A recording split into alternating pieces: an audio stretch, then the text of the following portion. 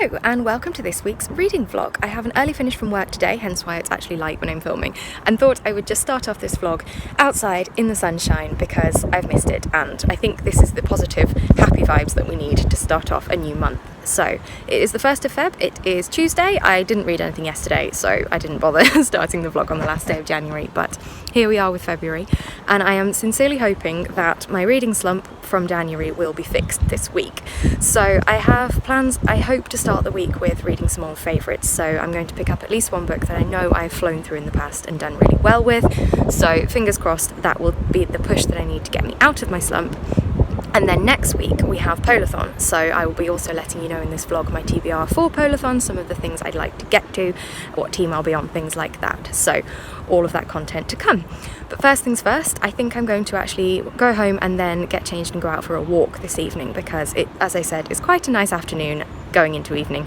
It's nearly 3 o'clock now, so only a slightly earlier finish than normal, but definitely enough to catch an hour or so of daylight and maybe even a little bit of the sunset too. And I will probably listen to a bit of an audiobook while I am out, so we will see how we go with that. I think I'm going to, so the only book I have left over from January that I want to finish fairly soon is The Flame Bearer by Bernard Cornwell, and I know a lot of these audiobooks tend to be on script, so I might listen to a little bit of that. I don't tend to like it because I'm not a fan of the way that the narrator pronounces some of the names. It doesn't fit with the way that I pronounce them in my head, and I just find that a little bit jarring, having read so many of these books physically myself. But I will stick it out for an hour or so, and it enables me to make a bit more progress with that book while I am out and about. So stay tuned for some more footage of nature, and hopefully this wind stops and the sun stays out. It's actually quite cold, but never mind. I'm outdoors in daylight, that is enough for me. And as I said, fingers crossed this turns out to be a more productive week than the previous month has been. I will see you later.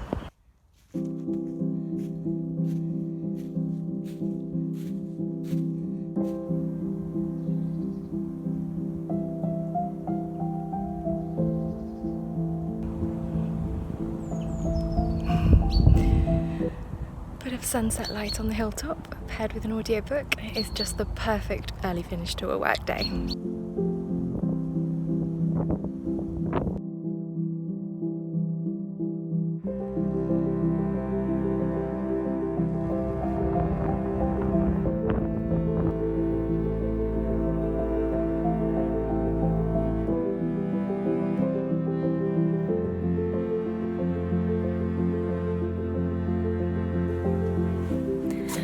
So I've had a delivery today, which I think I know what it is, and I just thought I would open it with you. Forgive my camera being on the floor, it's the only way I was able to get this filmed.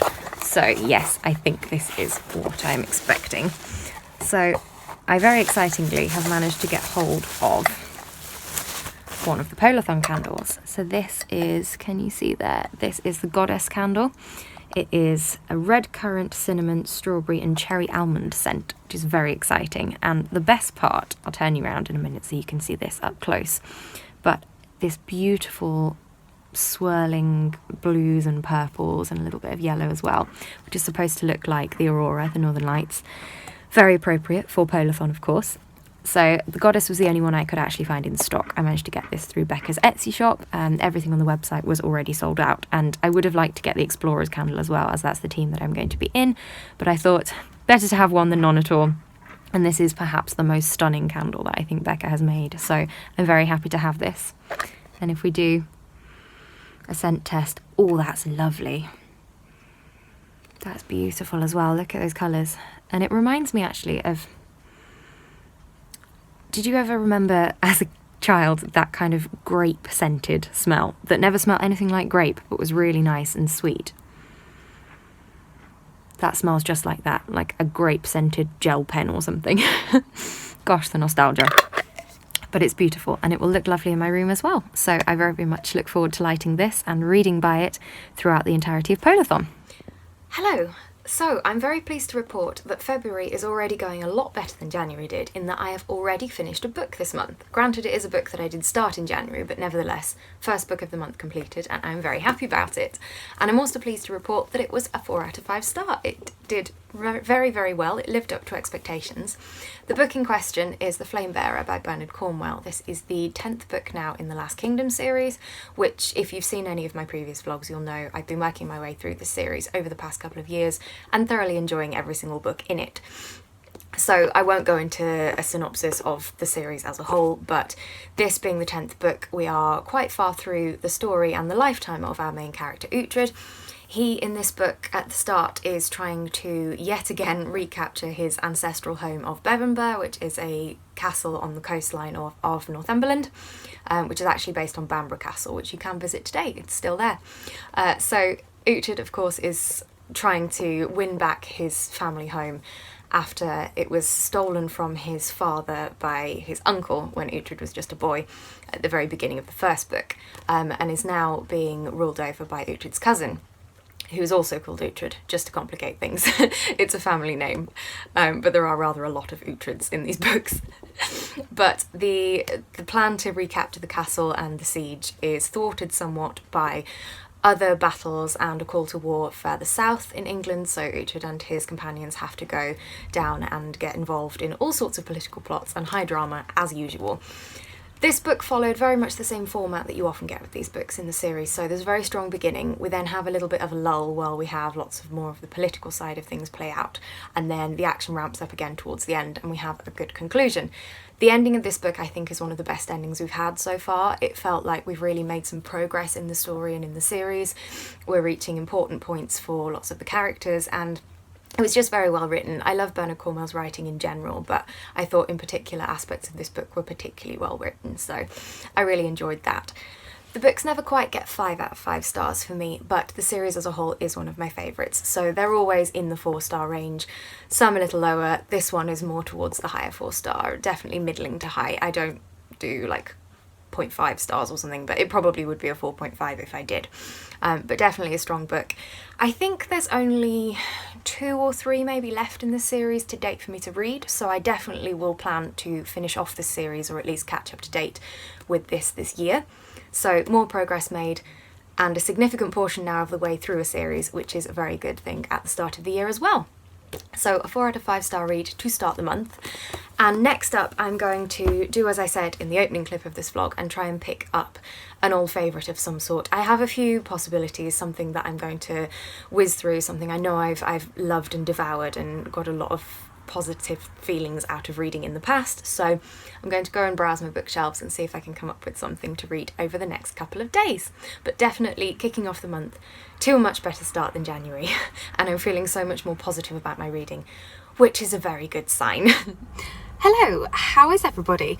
I am having a very good day for 2 reasons. Firstly, it's daylight when I'm leaving work, which is always a bonus. I know I go on about this all the time, but it's so exciting for me to be able to come out and not feel nocturnal and actually see what is going on in the world. I mean, it's not the brightest of days, but still, it is light, it's all good, and I can go back to filming updates in the car, which I always love to do.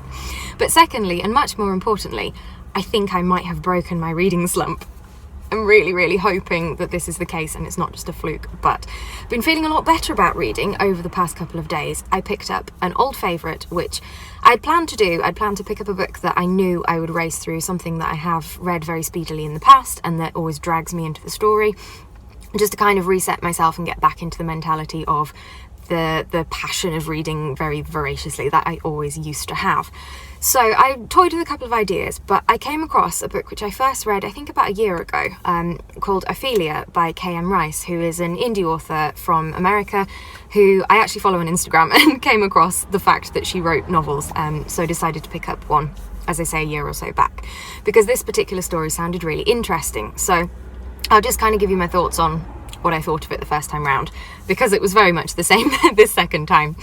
So I absolutely flew through this book on first reading. I basically read it in one sitting. It was just the sort of story that I just couldn't put down. I know that's very cliche, but I literally couldn't stop. I was so drawn in and captivated by the story, which was somewhat surprising because it was largely set in a contemporary setting, which I don't read contemporaries if you know anything about me. I like my books to be as far removed from real world life as possible, but this book follows our main character, Ophelia, who lives in California, I believe it is, in America. She's a master's student at one of the universities studying a literature program, and shares a house with her best friend. She has this boyfriend who's a surfer, and, you know, it's all very, like, stereotypical of that type of contemporary, I guess, which you would automatically think I would hate. However, there is a very interesting underlying theme to this story, and that Ophelia, when she was a child, had these dreams or these visions of other lives, and it was something that she never really shared with people. People would not have understood, and she hasn't experienced for some time, since the disappearance and actually the murder of her friend when she was about 6 years old. But recently these visions have started reoccurring, and she is immersed in this life of a Victorian woman in England, in this big house, and all of the drama around her engagement and things like this. And Ophelia doesn't know why she feels so connected and so invested in the story of these people who she has no idea who they are, and she's never met anyone related to them or anything else. Around the same time, she's also, her life is changed by the arrival of a mysterious Irishman called Brennan, who comes to stay at their house, and she's thrown into this whirlwind of a very different life to the one that she leads, and her somewhat sheltered existence so far is very much challenged. I don't want to say too much more about the story because it's all spoilers, but it's very dramatic. There's lots of action, there's lots of, like, feelings, I want to say. It's not just about romance, but there's a lot of kind of angst, I guess, but like tormented thinking, and I don't know, it really sounds like the sort of thing I would despise, but I could not put this book down. I absolutely loved it. I did love Brennan as a character. I think he was very well written as a slightly troubled love interest, I suppose, but I really connected to Ophelia as well on a lot of different levels, so I love this story, and I do think I'm actually going to pick up the sequel, because on reread I again absolutely flew through it and had a wonderful time reading it, and I'm very, very glad that I have revisited this world. The ending still makes me really sad. This is actually one of the few books that has ever made me cry. I am not a crier, I never show emotion at books or films or anything like that, but this is one of the 4 or 5 books ever that I have shed a tear at, so obviously very special.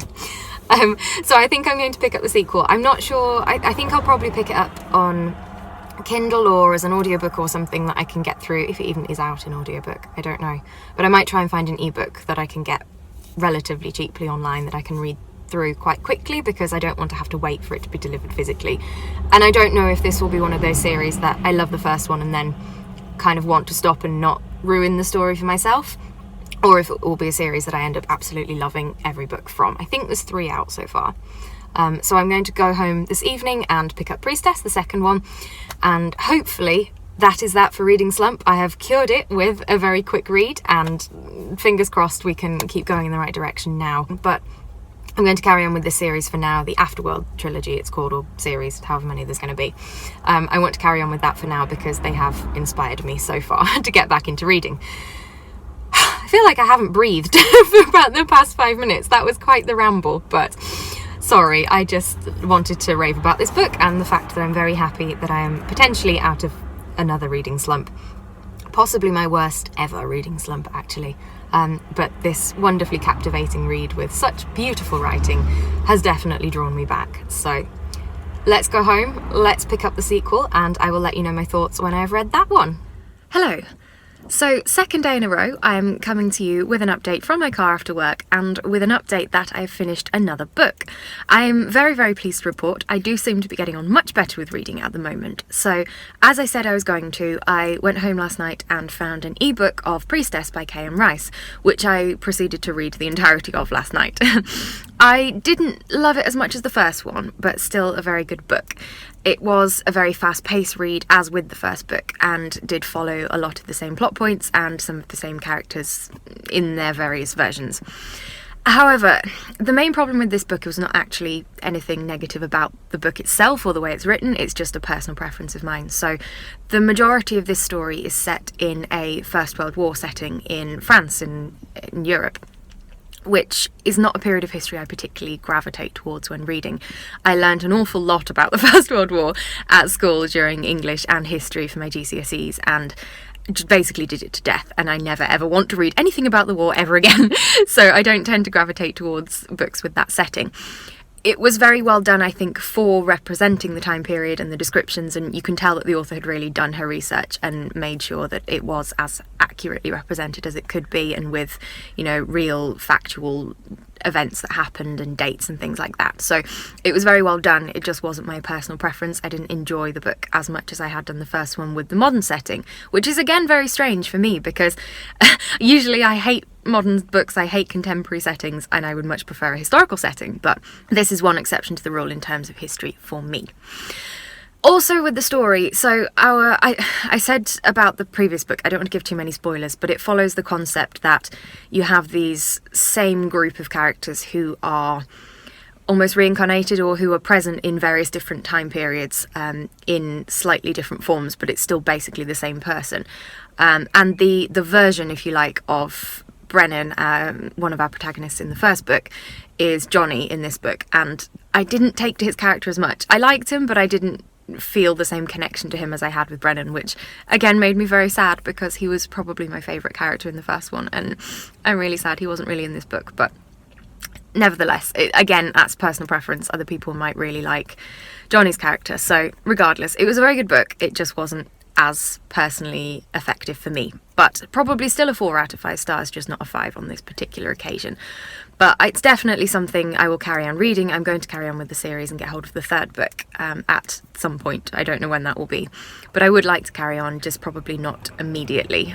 But rereading the first one definitely got me out of my slump, and this was another quick read to have ticked off in terms of numbers, another story as well, another book on my Goodreads goal, and it's all successful so far. So I don't think I will get much more reading done this week. I'm at tennis tomorrow, I'm having to work part of the weekend, and I just don't know what I'm going to get sorted, but I will update you when I do. I also definitely want to take you through my Polarthon TBR at some point. I'll probably do that on Sunday, maybe sometime over the weekend. I'll be able to insert footage of that. I'm really excited for Polarthon. I just want to jump straight into the wintry books now, but we must restrain ourselves.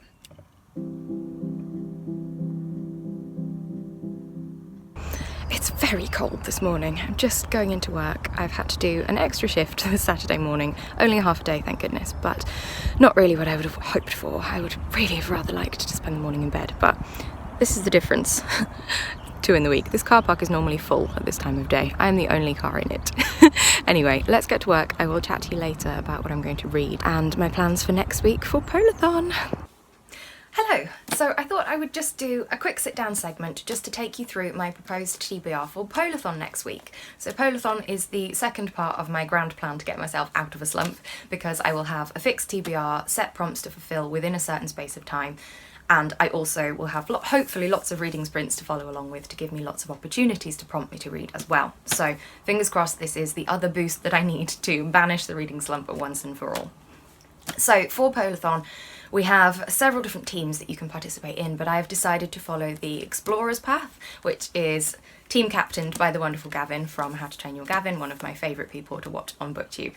And for this, we have 5 prompts to fulfil, and I do plan to read 5 books for that. I only have 3 of them definitely that I want to read. The other 2 I will pick as I go throughout the week, but let's get started. So the first prompt for the Explorer's Path is to read an adventure, and for this I've decided to go with Call of the Wild by Jack London. This is a beautiful little cloth-bound classics edition from Puffin, I think it is. Yeah.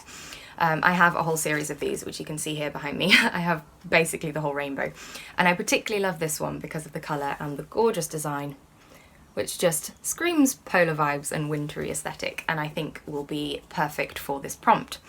Also kind of matches my shirt, which was not intentional, but there we go. I hardly ever wear this. Slight fashion segue, but I probably bought this about 12 years ago and I haven't worn it for at least 8. I'm trying to go through my wardrobe at the moment and figure out what things I actually want to keep and whether there are certain things that I will put on and actually think, no, this isn't for me anymore. I'm undecided about this so far, but we'll see. I do love the colour though. Anyway, moving on. So, prompt number 1 for the Explorer's Path is an adventure, Call of the Wild. Prompt number 2 is to read a book featuring a cold word, and for this one I want to go with Odd and the Frost Giants by Neil Gaiman, which is an audiobook actually which I have downloaded from Audible. I got it as part of the 2-for-1 sale that they did a couple of weeks ago now. and came across this as just a good option for my second free book. Probably wouldn't have bought this if it needed a whole credit because it's only about an hour and a half long. It's a very short children's story, but I do love Neil Gaiman's writing of children's stories specifically, and he actually narrates his own audiobook as well, which again I've experienced before. He narrated the Graveyard book and Stardust as well, both of which I really enjoyed. So I look forward to diving into the content for that one. It seems to be based around Norse mythology, which also attracts me to the story because I love anything based on folklore and myths and things. And I actually read Neil Gaiman's Norse mythology book, which he did like an adult version of the stories a few years ago, and I have got that one on my shelf somewhere, which was also very good. So I think this story should be quite fun and definitely seems to fit with the theme of Polarthon, involving the frost giants and I believe some sort of snowy landscape as well, but we will see. So that will be book number 2. And the third one, which I definitely want to read, and I think will fit for this prompt, although it probably fits for most of them, is this beautiful new acquisition of mine, East of the Sun, West of the Moon by Jackie Morris, and this I'm going to use for the prompt of foiled cover. Now, I know you're looking at this thinking, that's not a foiled cover. However, under the dust jacket, it most definitely is, because we have this beautiful foiled polar bear on the front. So I think I'll use that for foiled cover, but if I come across another book that I want to read which has a foiled cover, this could fit for a number of different things. So I definitely want to read this one this week because it's one of my favourite stories to read books based on. I've read a number of different things inspired by this story. Echo North, last year I read for Polarthon and loved. Northchild by Edith Patu I also really, really enjoyed. And I even get beats of this story in the A Court of Mist and Fury, Court of Frost and Starlight, whatever, that series. So I love this story. I really, really enjoy reading versions of it. And this one is beautifully illustrated. There are some absolutely gorgeous pictures in here, which I really, really look forward to reading. So definitely excited for this one. I'm just going to get lost in looking at all the pictures now. But anyway, let's put that down. But really, really excited. I think this one definitely could be a 5-star read for me, and I haven't had one of those for a while, so really excited for that one. The fourth prompt we have is a book featuring icy magic. Now, I'm not quite sure which one I'm going to pick for this. It might be... So if Odd and the Frost Giants turns out to have icy magic, then I might swap that one in there and pick another book with a cold word. A lot of these are interchangeable. I may pick up Frostheart, which obviously would be appropriate seeing as Gavin is the team captain and this is his favourite story. Although I'm reluctant to start a new series because I already have a number on the go and I don't really want to have to start from scratch with an entire new series. But we'll see. I will hopefully track down something that features icy magic and add that one in. Hopefully another middle grade or a fairly short book, because reading 5 in a week, it's somewhat challenging when I'm at work all week. And then the final book that we all need to read regardless of what path you are on is a polar fantasy, and I have lots of options for this. I've been back through some of Jade's previous videos where she recommends lots of her favourite polar fantasies to read, and I have a couple noted down that I would like to get to. So I will be picking from one of those, but I think probably my most likely one I'm going to read is A Shiver of Snow and Sky by Lisa Ludek, because this sounds really, really interesting. And I don't think this is a series, I think it has a companion story, but I don't necessarily have to get to that one anytime soon. I could maybe read that one for next year's Polarthon, who knows. But I'm really intrigued by this story, and it's beautiful too. It's a gorgeous book cover. I will probably listen to this as an audiobook though, because I don't own a physical copy, but I believe it's on Scribd also. So I will probably get hold of that one and read that one at some point during the week. If that's the one I choose to go for, I might pick a different book altogether. We will see. Certain element of mood reading there. So that is my provisional Polarthon TBR. It will be something along those lines, if not that exactly. And I'm really excited for all these books. I love reading polar fantasies and books that are set in a world or an environment appropriate to the time of year that we're in. I'm quite a seasonal reader, and this definitely makes me happy. I wish we could get some snow as well to actually fit really well with the theme, but I don't think any's forecast, unfortunately. But there we are. We will make do with virtual snow in our minds instead while reading. I'll probably put lots of ambience on next week as well and just have the snowfall scenery and the sounds in the background and just live vicariously through the internet. Don't we all? Anyway, so that's enough rambling for now, but those are my plans for next week. We will see if I manage to achieve all of those, but I am hopeful, I am optimistic that I am back in my old reading ways and I will be able to achieve what I set out to. So, without further ado, I'm going to actually wrap up this vlog here because it is Sunday evening now and I want to make sure I can edit this one at least in part, before I get started on filming for Polarthon tomorrow. So thank you very much for watching as always. Hopefully this vlog has been a little bit back to my normal standards and not quite such a chaotic ramble as January's one was. Please give me a like down below if you enjoyed it. Chat to me in the comments about any of the books I've read, anything else you'd like to discuss with me. Are you taking part in Polarthon? What would your favourite books to read for this time of year be? And please consider subscribing if you'd like to see more content from me. It really means a lot. Thank you for watching. I will see you very soon in the next video, and bye for now.